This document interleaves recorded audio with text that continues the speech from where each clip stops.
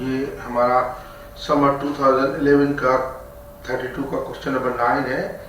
इसमें दो प्लेन्स दिए गए हैं और हमें ये कहा जाए कि इन दो प्लेन की इक्वेशन मालूम करें। तो अगर ये मैं प्लेन जो प्लेन 1 है, प्लेन 1 वो है हमारा x plus 2y minus 2z is equal to 7 और प्लेन 2 है हमारा 2x plus 2x plus y plus 3z is equal to 5। तो इन दोनों की एंगल मालूम करिए एक्यूट। एक्चुअली एक्यूट एंगल दोनों प्लेन्स में वही होती है जो इनकी नॉर्मल्स की एंगल होती है। तो मैं इसका नॉर्मल दे देता हूँ n1, इसका नॉर्मल है 1, 2 और -2 और इसका नॉर्मल है 2, 1 और 3। तो हम cos थीटा जो है होता है n1 dot n2 upon n1 का मैग्नीट्यूड इंटू n2 का मैग्नीट्यूड। तो ये अगर हम करेंगे तो 1:2 plus 2:1 plus -2:3 upon under root में 1 का स्क्वायर प्लस 2 का स्क्वायर प्लस -2 का स्क्वायर अंडर रूट में 2 का स्क्वायर प्लस 1 का स्क्वायर प्लस 3 का स्क्वायर।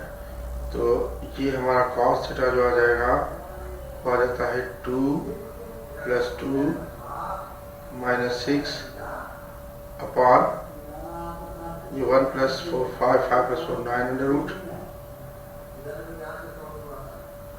और ये आ जाता है 9 प्लस 4 13 14 अंडर रूट। तो इसको करेंगे तो यह -2 अपॉन 3 अंडर रूट 14। क्योंकि इसने एक्यूट एंगल कही है तो हम माइनस साइन को इग्नोर करेंगे, माइनस साइन को इग्नोर करेंगे। अगर माइनस साइन को इग्नोर करके हम लिखे तो हमारा cos थीटा आ जाता है cos थीटा आ रहा है 2 अपॉन 3 अंडर रूट 14 के 2 अपॉन 3 अंडर 14। तो थीटा आ जाता है cos inverse 2 upon 3 under root 14। तो थीटा जो आ जाता है थीटा कैलकुलेट करेंगे कैलकुलेटर से cos inverse divided by cos inverse 2 divided by 3 root 14। तो ये 1 डेसिमल प्लेस में वैल्यू इसकी आ रही है 79.7 डिग्री। यानी इनके जो प्लेन्स की आपस में एंगल होगी वो यही है, क्योंकि एंगल बिटवीन प्लेन्स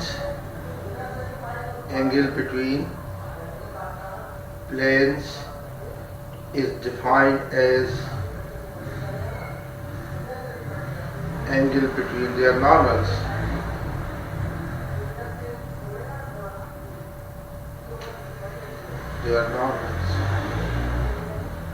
तो हम इसीलिए कह सकते हैं यही एंगल इनकी प्लेन की आ गई। अब हमारा जो दूसरा पोर्शन है उस दूसरे portion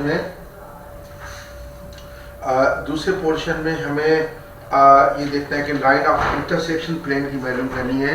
line of intersection plane की मालूम करनी है, ये दोनों प्लेन्स वही हैं और इनकी लाइन ऑफ इंटरसेक्शन मालूम करनी है। देखिए ये प्लेन है सबसे पहले, तो जो इनकी लाइन ऑफ इंटरसेक्शन आती है लाइन ऑफ इंटरसेक्शन बेसिकली वही होती है कि यानी वो एक नॉर्मल के परपेंडिकुलर होती है, दूसरे यानी उसका डायरेक्शन वेक्टर जो होता है बी जो डायरेक्शन वेक्टर होता है वो परपेंडिकुलर होता है n1 के पर भी और b परपेंडिकुलर होता है n2 के भी। इसका मकसद ये हुआ कि b हमेशा मिलेगा वो हमें n1 क्रॉस n2 से। तो हम पहले b मालूम कर लेते हैं। n1 जो है हमारा n1 है 1 2 2 -2 क्रॉस n2 है हमारा 2 1 3। तो j वाले को माइनस का सिंबल दे देते हैं और j वाले को i वाले छुपाएंगे तो यह जगह 2 3 6 और ये 2 3 6 और ये -2 आएगा तो लिखा जाएगा +2। फिर जे वाला माइनस में ये आप खत्म कर देंगे, इसको जे को साइड कर दें, क्या जाएगा 1 3 3 और ये आता है हमारा 1 3 3, जे वाला माइनस में 1 3 3 और ये आता है -4 1 3 3, ये आता है -4 तो इधर लिख देंगे हम +4। उसके बाद हमारा ये आता है के वाला छुपाएंगे, के को छुपाएंगे तो के वाला जो आता है ये आता है के का, के को छुपाएंगे तो ये आता है 1 -4, के को छुपा ले तो ये 1 -4 तो ये 6 + 2 आ जाता है 8 -7 और -3, 8 -7 और -3, तो ये डायरेक्शन वेक्टर मिल गया। अब देखिए फिर मैं इक्वेशंस की तरफ जाऊंगा। इक्वेशन है मिली हुई जो हमारी इक्वेशंस है वो है x + 2r -2z = 7 और दूसरी इक्वेशन है 2x + y + 3z = 5। अभी किसी एक को x या y को या z को 0 या कोई भी सपोज किया जाता है, उम्मन हम x को या z को 0 सपोज करते हैं। मैं z को 0 सपोज कर रहा हूँ, z को 0 सपोज किया तो ये आ जाता है x + 2y = 7 और दूसरी इक्वेशन आती है 2x + y = 5 है। अब इन दोनों इक्वेशन को साइमल्टेनियसली हल करना पड़ेगा हमें, साइमल्टेनियसली हल करेंगे इनको।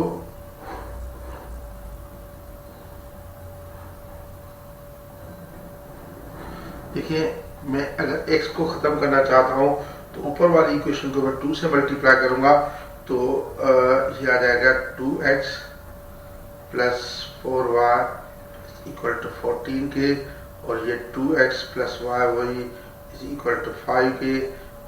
मैं साइन चेंज करूंगा, ये प्लस था माइनस, ये प्लस था माइनस, ये प्लस था माइनस, ये कैंसिल हो गए। 4y - 5 3y, 14 - 5 9 आ रहा है तो y आ गया 3 के, y 3 के। अब हमें पता है कि x + 2y = 7 के बराबर है तो जाएगा x + 6 = 7 के, तो x आ जाएगा 7 - 6 = 1 के। अब x जब 1 के आ गया तो पॉइंट हमें मिल गया। पॉइंट जो लाइन पे लाई करता है, एक पॉइंट को हमें चाहिए था, x की वैल्यू है 1 3 और 0, 1 3 और 0। तो अब लाइन की जो कॉमन लाइन है उसकी इक्वेशन बनती है r = 1 3 0 + लैम्डा और जो डायरेक्शन वेक्टर आया है, डायरेक्शन वेक्टर हमारा आया हुआ है, देख सकते हैं डायरेक्शन वेक्टर कितना आया लाइन का, या 8 - 7 - 3, 8 - 7 - 3 जो पेन लेने दें, ये 8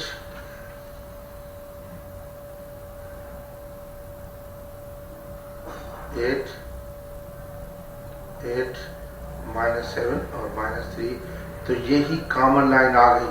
कॉमन लाइन देखिए बहुत इजी होता है, दोनों प्लेन्स के नॉर्मल को क्रॉस मल्टीप्लाई करें तो डायरेक्शन वेक्टर आ जाता है लाइन का। फिर कोई दो जो इक्वेशन मिली होती है, ये इक्वेशन मिली होती है, इसमें x y या z किसी एक का वैल्यू ले लें। मैंने इसमें से z के वैल्यू 0 ले लिए, z का 0 ले लिया तो ये x + 2y 7 आ गया, 2x + y 5 आ गया। इन दोनों को साइमल्टेनियसली हल किया तो x की y 3 आ गया और x 1 आ गया, तो ये पॉइंट मिल गया 1 3 0 जो दोनों प्लेन्स पे है। तो दोनों कॉमन लाइन पे भी होगा तो हमें लाइन की इक्वेशन मिल गई r = 1 3 0 + लैम्डा 8 - 7 - 3। देखिए ये पॉइंट कुछ भी हो सकता है, ये डायरेक्शन वेक्टर ही होगा, एग्जामिनर उसको डायरेक्शन वेक्टर को देखेगा और ये पॉइंट कोई भी दोनों प्लेन्स में हो सकता है। इस तरीके से हमारा क्वेश्चन हुआ।